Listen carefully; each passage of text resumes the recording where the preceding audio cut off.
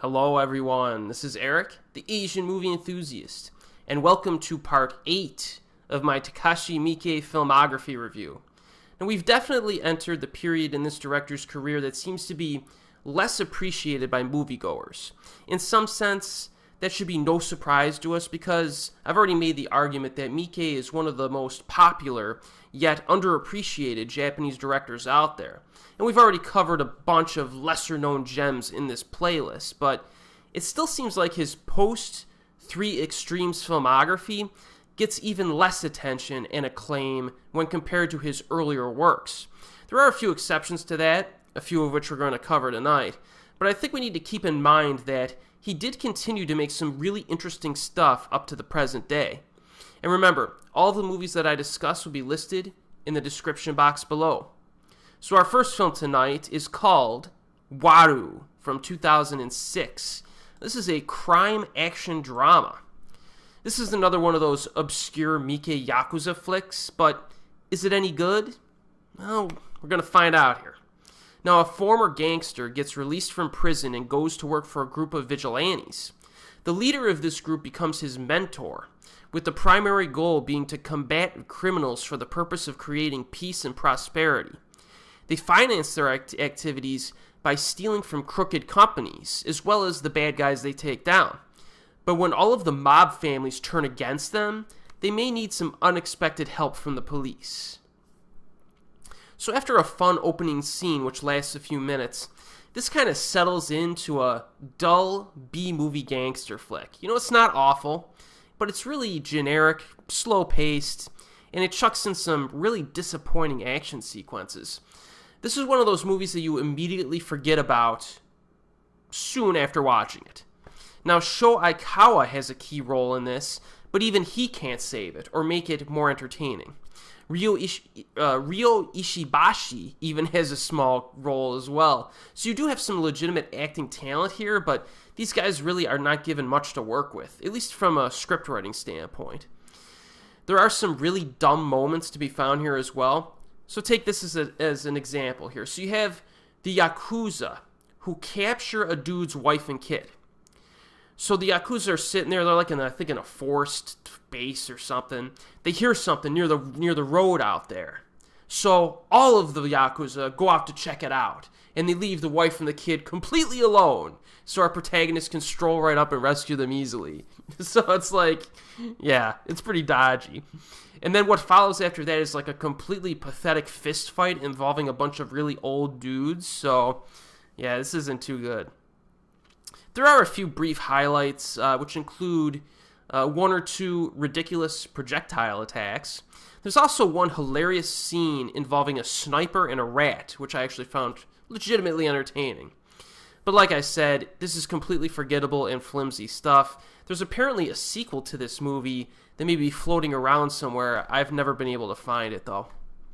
Now, the availability of this one, no one's surprised. It's difficult to find. You know, if you really want to check it out, keep checking YouTube. But there's really no point in checking this out. You can skip it. There's plenty more Miike gangster flicks to check out, right? All right, our next one tonight is one of Miike's films during the mid-2000s that did receive quite a bit of attention, and that is Imprint, again from 2006, and this is a horror flick. Now, I already reviewed this film in my Asian Horror Year in Review playlist from 2006, and again, if you're new to this channel and you haven't checked out that playlist, definitely do so. But I will briefly summarize my review here as well for your convenience. So, set in 19th century Japan, this unnerving shocker follows an American journalist searching for Komomo, a prostitute he loved yet forsook years ago. Now, during an encounter with a disfigured hooker, he learns of the unspeakably cruel fate that Komomo suffered. Now, as many of you know, this was the 13th episode of the first season of the Masters of Horror that was broadcast on Showtime in the United States. Of course, Imprint is notorious because it was not initially broadcast due to concerns over its disturbing content, which kind of makes you think, what these TV execs were thinking. I mean, isn't that like the whole point of making a horror film? But in any case, it was eventually released, especially on DVD, so we got to watch it anyways. So this was shot with actors performing English dialogue. A few of the actors are English language speakers naturally, so it's not a problem, but I do not prefer it when Japanese actors are involved, and they are involved here quite a bit. But they do a decent job with their English language in this, unlike another Miike film that we will get to later. Now, Billy Drago is the lead in this, but he gives, like, very awkward performance that really kind of distracted me throughout this film. In fact, he's probably the weakest aspect of this entire movie. So yeah, I don't know. His performance in this was real odd, man. I don't know. But I did enjoy the movie. I did. It has an exotic, authentic feel of a period piece. You have some of that old school music, some atmospheric clothing and sets.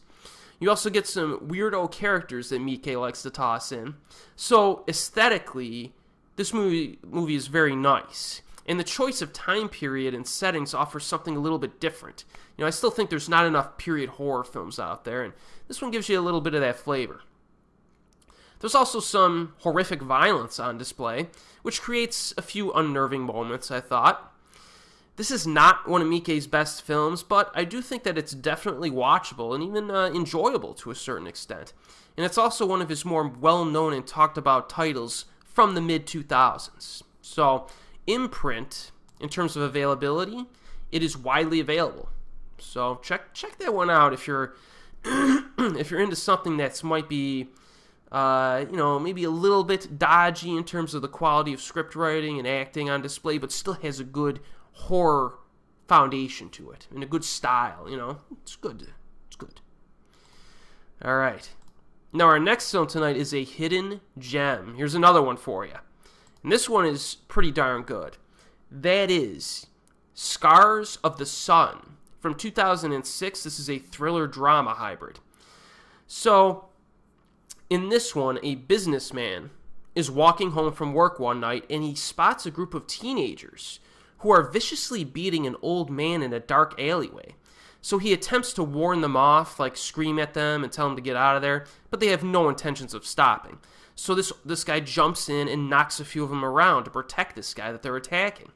But when one of them pulls a knife, our protagonist is forced to defend himself a bit more convincingly. And then the cops end up arriving here, but things only get worse for our protagonist because the cops let the kids off the hook clean, citing their young age. And then soon after that, the leader of the gang stalks and harasses the businessman's wife and daughter. Now, the first thing you need to understand about Scars of the Sun, this is a mean-spirited film, okay? And it is emotionally intense right from the start. The bad guys are completely reprehensible and psychologically broken to the point where there's no kind of rehabilitation that's going to make a difference with these people. Now, one of the most memorable characteristics of this movie is that it has a very quiet, suffocating tension throughout. You know, it's a very creepy and unnerving experience overall, with great sound design, sound effects, and use of silence. So Miike, in addition, in terms of aesthetics, he chose to mute the colors in this. So it's practically black and white for a good chunk of the runtime. In fact, there's a scene where it transitions from color to black and white in the same shot. Which was pretty interesting. It's an interesting stylistic choice there. Now, Sho Aikawa is, again, our lead actor here. Now, as we've seen in this playlist, you know, he worked with Miike quite a bit on films such as the Dead or Alive trilogy, Rainy Dog, Shangri-La, Gozu, Zebraman, etc. His role in Scars of the Sun is a little bit different because his character is even more vulnerable than any of the other characters he's played before. You know, the cops, the lawyers, and the media consistently lecture this guy and blame him for everything that goes bad, which is infuriating on the viewer's part. This guy just gets screwed over in every direction, and he has little support from anyone, so it's very easy to get on his side here. Now, I really do think that Scars of the Sun is one of Miike's best underknown films. It has a dark tone to it, and it will probably put you in a bad mood, but it certainly gets its point across, I'll tell you that much. Now, unfortunately, this one is also difficult to find. Again, check YouTube. It might pop up again, because it did before at one point. But I'm trying to think if there's any. I can't really think of anywhere that might have it. Do a Google search. You might be able to find like an eBay seller or something. It's one of those movies that's really. I've never been able to find a DVD of it. So, I don't know. It's going to be tough for you. But it's worth seeking out. So keep looking. Somebody needs to release that one. There might be who knows? I haven't really done a thorough check on that. You never know. There might be a DVD release in a foreign country somewhere. All right, so we got to lighten things up here. All right, and tonight we've already covered some interesting stuff. We got Imprint, which, in terms of script writing and acting, it's a little dodgy, but it's definitely interesting, and, it gets a little weird. Then we got Scars of the Sun, which is just a freaking really good movie. Now, we're lightening things up here. We got a little lightening up, and we have now arrived at what is likely the most entertaining live-action movie of all time that is based on a video game. Yes, and I'm talking about Yakuza, Like a Dragon, from 2007. This is a crime, action, drama, comedy hybrid. So the plot of this one is loosely based on the original Yakuza game and is a one-night story that unfolds in a hot summer night in Kamurocho, the fictitious version of Tokyo Shinjuku's Kabukicho.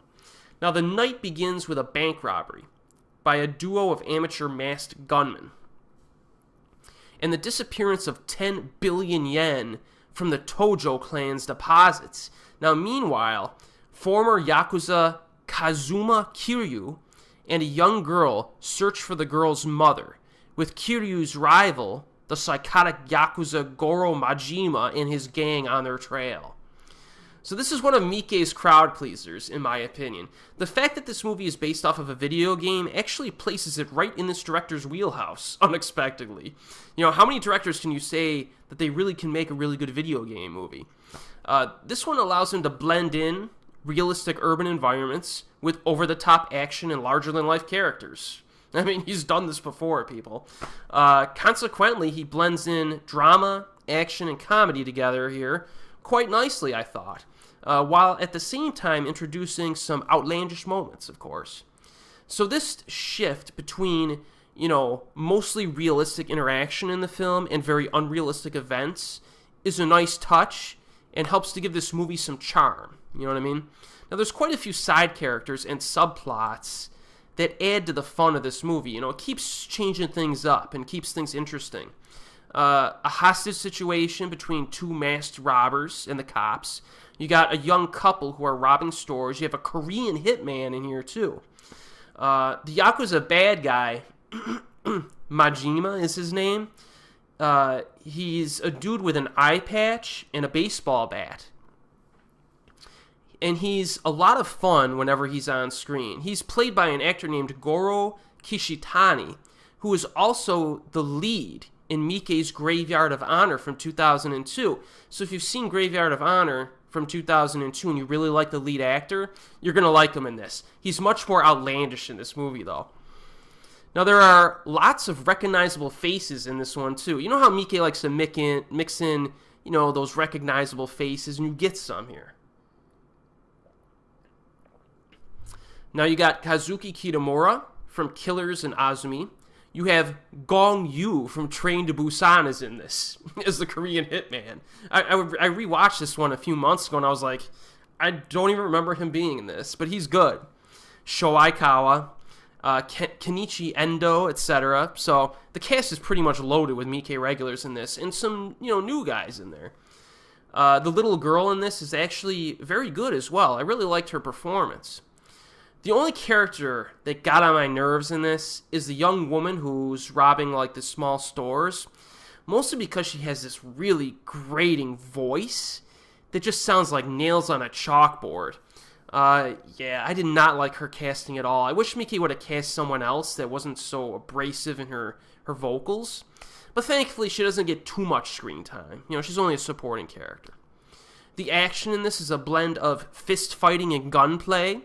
Nothing exceptional, but it's nicely filmed and fun to watch. Most interestingly, an actual baseball is used as a weapon at one point in this movie, a full 7 years before The Raid 2 was released. So, gotta give him some props here. Another small gripe I have regarding this is that it's a bit slow at times during the middle section. But as I said before, this is probably the best live-action film that has ever been made based on a video game. I know that's not saying much. It's not saying much, but this is one that I think it works. Now, the availability of Yakuza Like a Dragon, it's widely available. So, you know what? I can imagine a double feature.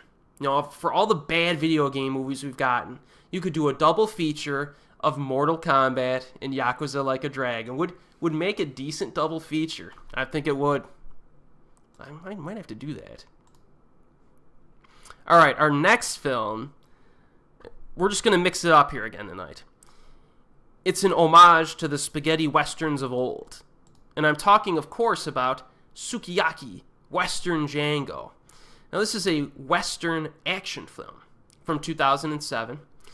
A lone gunman travels to the town of Utah, which is run by the warring clans of the white-colored Genji and the red-colored Heike.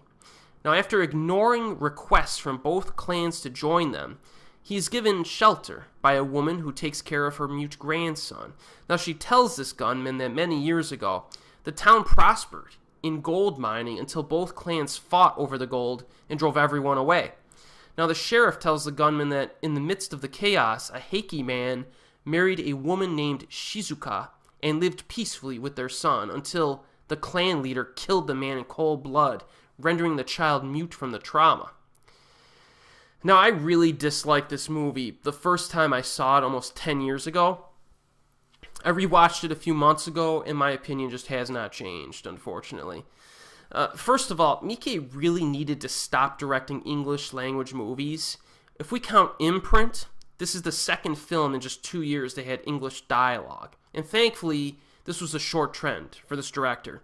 Sukiyaki Western Django has a loaded cast of Japanese talent.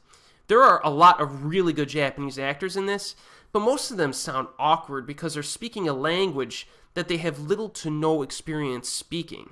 It also takes away from their performance because their voice inflections are all off. You know what I mean? This is far worse than the English that we heard in Imprint. Now, I've read some articles over the years that have attempted to justify Miike's use of English dialogue in this, pointing mostly to its Western influences, but there are also a lot of references to classic Japanese movies here as well. So I don't think that argument really holds much water. But bottom line, I think the dialogue should have been in Japanese. Second, there's very little character development and story. The story is just painfully stilted to me. It feels like it just meanders around and it goes nowhere for long stretches of time. It's hard to care about anything in this film. Nothing really important seems to happen here. I also did not find it funny at all either. For example, one character seemingly has multiple personality disorder, but it only kicks in sometimes, and I don't know, I thought it was kind of a lame thing to throw in the movie.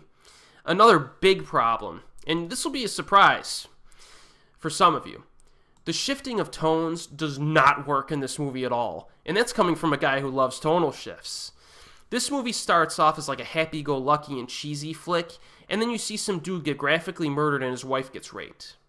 Like, I'm used to watching rape scenes in Asian cinema, as well as Miike's early filmography, but this one just left a bad taste in my mouth. Like, I think that's because it fails miserably to actually earn any of the darker moments.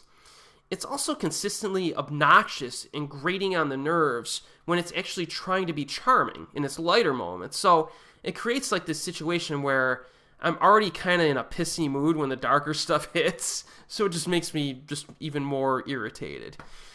But is there anything good about this movie? Yes, there are a few things here, but they're mostly cosmetic. As I mentioned before, the cast is loaded. You got Hideaki Ito, you have Ando Masanobu, Koichi Sato, Kaori Momoi, Teruyuki Kagawa, Shun Oguri, and others. I mean, it's loaded. If you look on like Asian Wiki and you look at, I think they probably still have the pictures up for this one. Just go to Asian Wiki and look at the pictures of the people that start. You'll recognize like everyone. But it's just like, I wish they could just have spoken their native language in this. There is some very nice use of color in this, as well as some cool set designs. I like some of that stuff. Action is pretty good, albeit kind of commonplace a little bit. Really wasn't anything too memorable. Quentin Tarantino shows up in a few short scenes, which is amusing, I guess. That about wraps up the positives, really. So I did not like this movie, and I feel like it was a missed opportunity. Go watch Ji-Woon Kim's The Good, the Bad, the Weird instead. That movie blows this out of the water, and I don't even think it's even close. So, if you want to check it out, if you want to check out a Western that Miike directed, I think this is probably the only one. Check it out, see if you like it. Some people do, but it's widely available, so it's out there for you. Our next one here is a quirkier one and quite odd. I don't know, is it really quirkier? I guess that wasn't a correct description. It's an odd one, and the first time I saw it, I was like, but I rewatched it again a few months ago in preparation for this project, and I actually liked it. And that is Detective Story from 2007. This is a thriller-comedy hybrid. So a quirky detective tries to solve a series of gruesome murders here. Now, Raita is his name. A Japanese businessman with exceptional computer skills just moved into an apartment building where his next door neighbor is another guy named Raita. Okay? But as a private detective, what that other Raita does couldn't be more different than from the humble businessman's way of life. So one night, in the beginning of a bizarre series of murders, one of the private detective's clients is killed and has her liver removed. The next victim has her kidneys removed, and the third person, her lungs. So the two Raitas, these two neighbors, kind of befriend each other and decide to solve this case. They follow some clues, and they meet an eccentric painter, one whose paints are rumored to be made with the human blood and organs of his victims. So one thing you should probably know going into this is that, as I said, this is very odd stuff. Even for Miike, it's odd. Like, there's quite a bit of awkward humor that's very difficult to describe. The characters are all weird in one way or another, but not in an over-the-top way. Everyone seems normal, but they all have, like, weird quirks about them. So, for example, the detective has a smoking hot female assistant who goes on a date with the businessman. Something happens during that date I did not see coming. that scene surprised me. I can definitely understand if some viewers found the humor in Detective Story to be underwhelming. It's not even like a wacky humor, it's just awkward. But I kind of liked it. It was just something different. Even for this director, it's very hard to describe.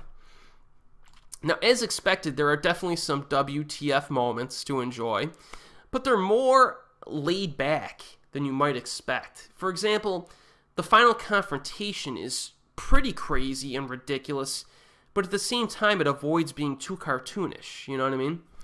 There are some really cool macabre paintings on display here, some of which are showcased right near the beginning of the film. Similar to MPD's Psycho, some of the gore is pixelated. However, some of it is not, and they show plenty of blood puddles and bloody stuff. So I'm not sure why pixelation was used inconsistently here. It didn't really bother me too much, though. Thriller elements, more of the slow burn variety. But when the killer strikes, it's actually kind of cool because he pounces on his victims pretty quickly. But with that said, you basically just see the corpses, not a lot of the kills themselves. Mystery itself is pretty good. The ultimate motivation behind the killings is actually pretty cool. It's a bit more creative than the typical murder mystery. There's a dude on the DVD cover that you'll see, pretty creepy guy, He makes a few appearances, and he delivers. I liked him. One thing to keep in mind is that this is deliberately paced and does meander a little bit at times, but I think this one's worth watching. If you want something that's just freaking awkward, check out Detective Story. Oh man, I won't tell you what happens. The ending. There's something that happens, the final scene of this movie. It's hilarious. It's Miike doing his thing again. It's phenomenal. Very short, but random. So, yeah, this one is moderately available on DVD. I think it's going out of print, but you can still find it pretty easily. All right, we got 2 left tonight, one of which has become popular over time. The other one is still very obscure. All right, so what do we got here? We're gonna do a good one here. Crows Zero from 2007. This is a crime drama action flick. So bent on proving to his gangster father that he has the chops to take over the family business, Genji enrolls in an ultra-violent high school named Suzuran. Unfortunately for him, the biggest clique in school, the Serizawa army, stands in his way. Now, first of all, we have 2 very likable actors in the lead roles here. We have Shun Oguri and Takayuki Yamada. Now, Oguri has appeared in films like Neighbor Number 13 and Lupin the Third. Meanwhile, Yamada appeared in The Letter, a very obscure but excellent Japanese drama, 13 Assassins, and Lesson of the Evil. Now, both of these guys have very good screen presence, and it's fun watching them. The characters here are also very likable. In a typical film, you'd have one character be a protagonist, the other one be an antagonist. But here, they're both characters that we root for. They could have written Oguri as like an obnoxious son of a gangster, kind of a spoiled brat, but they don't. You know, he has like a charming streak about him, and the interaction between these 2 characters really adds to the film because there's a strong sense of honor and respect between some of the gang leaders as they resolve their conflicts through non-lethal means. With some exceptions, because there is some dirty work going on here. The fights themselves are entertaining in their scrappiness. This is, in part, I think, due to the highly stylized camera work, the lengthy finale being the most satisfying sequence of the film. Fight choreography is pretty simple, so there could have been some improvement in that regard, but they do have a high-impact feel to them, and that helps to compensate. Also, the final one-on-one duel is a welcome step up from some of the other fights. That's a good shot, good scene. There is a school in this movie, as I mentioned, but no one ever actually studies or gets taught by the teachers. It's kind of like in Sick Nurses when I reviewed it back in my Asian horror playlist. That movie takes place in a hospital, but no one actually services any residents. So it's like, it's just pretty funny when you think about it, you know, and I kind of liked it. It was kind of, I don't know, subtly comedic.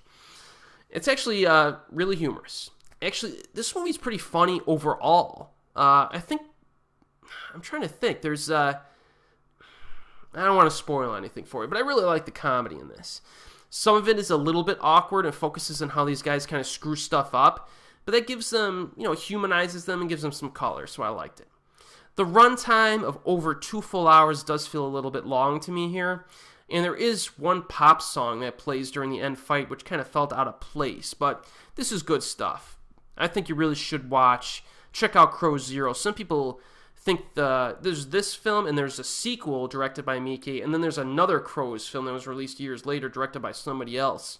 But the 2 Miike films, a lot of people like them quite a bit.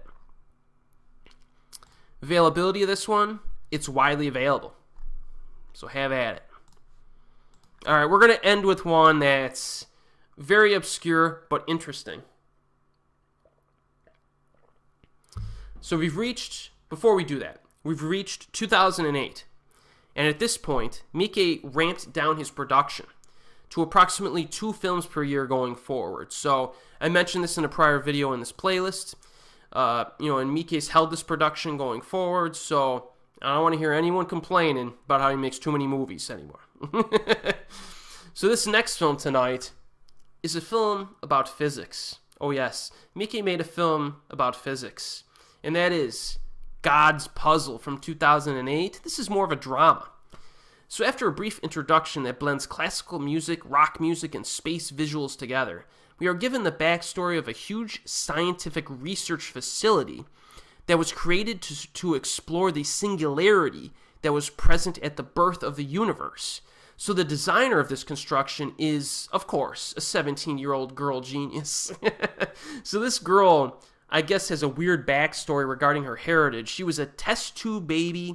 Her mother was Japanese, but we don't know who the father is because the sperm was unidentified, but it possibly came from America because that's where she was born.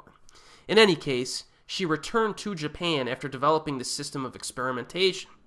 Now, our male lead is a wannabe rock star who's taking the place of his twin brother, who's much smarter than him, but doesn't have the time to attend classes. So the dumb brother agrees to this because he likes a cute girl that goes to this college, but of course he is instead assigned to convince the genius girl to come back to school, because she apparently is too good to go to this school. So the opening half of God's Puzzle is jam-packed with discussions of physics and the origins of the universe, but they are interesting and simplistic enough to understand. Now, the characters also discuss the fine-tuning nature of physical laws, which is always interesting stuff, fascinating stuff. And the fact that our male protagonist is not so smart allows for the script writers to have a multitude of scientific discussions in layman's terms, for the most part. Films like this are not made very often. Usually, with something like this, you get a few discussions here and there on science themes, but God's Puzzle just lays it on thick and relentlessly for much of its runtime. But this isn't just a science movie. It does have a certain dramatic arc that revolves around the girl genius. She's not very sociable. She feels lonely much of the time and is also quite temperamental. But she basically thinks about the origins of the universe all the time, and that hampers her ability to develop relationships with other people. So, also, her motivation for the design of the huge research facility, like why she designed it, is very unorthodox. You will not guess it. That's for sure. So, I actually really liked her character, though, because she was sincere in her preference to have no relationships with other people. You know, it's not like she really wants to be friends with people, but they all reject her. She rejects them. You know what I mean? So I kind of like that. This is the first film where Mitsuki Tanimura leapt out at me. She's our lead actress, and she does a good job here. The final half hour of God's Puzzle kind of morphs into a dramatic thriller involving the actual experiment in this complex, which could have some disastrous effects. The conclusion to that dangerous situation is, again, quite different and unexpected. On a negative side, runtime of 2 hours and 14 minutes is a bit too long here. There's not a lot of dead weight in this film, but they probably could have shaved off some time here and there. In addition, the lead actor is a man named Hayato Ichihara. He's not a good actor. I've seen him in a few things, and he's never good in anything. He's grown on me a little bit in recent years, but I would have preferred if they cast someone else as the male lead. But yes, Miike made a movie about physics, and it's actually pretty good. Unfortunately, it's difficult to find. Again, keep checking YouTube on some of these ones that are difficult to find, or Dailymotion. Again, I say, you know, if it's not available anywhere on DVD and somebody uploads it on YouTube, I consider that fair game. So go for it. All right. We had a nice little interesting blend of films tonight. It wraps up part 8 of my Takashi Miike filmography review. Some of the higher priority items tonight: Scars of the Sun, Yakuza Like a Dragon. If you want to, I'm telling you, video game movie, check it out if you're interested. Crow Zero is one. Definitely check out. If you get your hand, you know, Imprint, it's worth a watch. God's Puzzle, if you could, you know, again, if any of these films sound interesting, just have at it. Really, the only ones tonight that I would definitely not recommend would be like Waru. It's tough to find anyway, so you could just skip it. And Sukiyaki Western Django is the one that I probably dislike the most, but you know, maybe watch the trailer if you think it looks cool. Check it out. That's it. All right, be sure to join me for part 9 of this playlist. We have a nice variety of films again to review, which includes some high-quality period pieces, a wacky superhero film or two, and another video game adaptation. He made another one. But is it as good as Yakuza Like a Dragon? We'll find out. So as always, I will see you next time.